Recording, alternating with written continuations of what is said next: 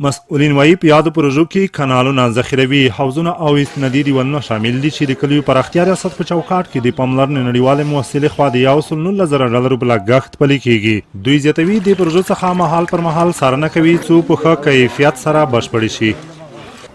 د خوست ولایت په 15 ولسوالیو کې د پاملرنې کیار موسسې 15 پروژې د کار لاندې دي چې اوس په حال یوه صبرۍ ولسوالۍ قسم کلي کې او یوه پالشیر ولسوالۍ کې هارون هیلو کلي کې یو کانال ده، یو کانال د ندرشکوټو پلمرا کې ده، یو په کلاندر، یو په موسهلو کې، او دغه په مجموع کې د اوبو د ذخیرې حوض د پوره دغه ترتیب برابر شوی دی. چې دینه موږ دلته 286 کورني تجارتونه تمویلوو چې د دغو ټول ټال لګښت چې موږ په دوی باندې کوو 2,450,000 امریکایي ډالر کیږي.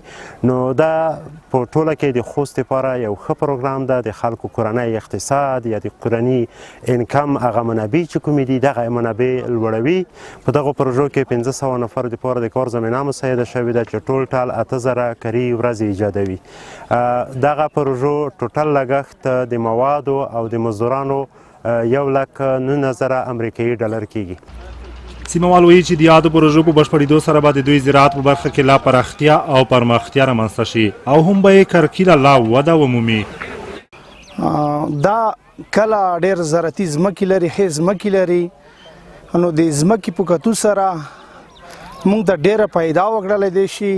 موږ د لوړپورو چارواکو نه دا هیله کوو چې دې ته ورته پروژې زونه دي موږ په کلي کې پلي کړي چې موږ زراعت لا پیاوړي شي، پرمختګ وکړي. دې سه موږ ډېر په تکلیف وو، ډېر په زار وو. موږ ته به چې ځینې اوبه رسېده 1 ساعت 2 ساعته ټایم ونیو. اوس الحمدلله د مؤسسو د توسې برکات، د مشرونو برکته دا د په 15 میلټو کې دغه اوبه توسې خپله وینه جاري چې روانه ده. دې تقریبا چې موږ ته مثال په جرب یو خور کولو بوزي 2 خور برو کوي، غنی به پوشي، بدرنګ به پوشي، سبزی به پوشي، قسم قسم میوه به ممکن وخلو.